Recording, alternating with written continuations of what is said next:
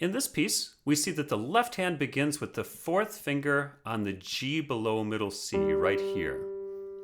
And the right hand begins with the second finger on the D above middle C, right here. That means that both of our thumbs are on the middle C in this piece, right next to each other.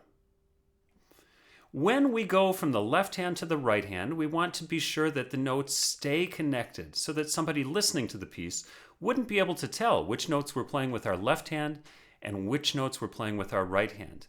The first three notes of the piece should sound like completely connected and not like this.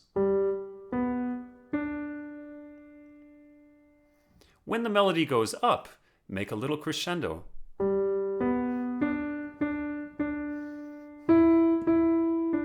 For example, and when it goes back down, like these three notes coming up here, C, B, A, make a small decrescendo.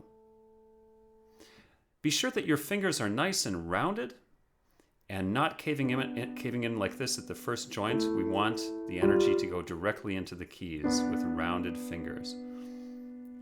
I hope you enjoy playing Kumbaya, and I'll see you again in the next piece.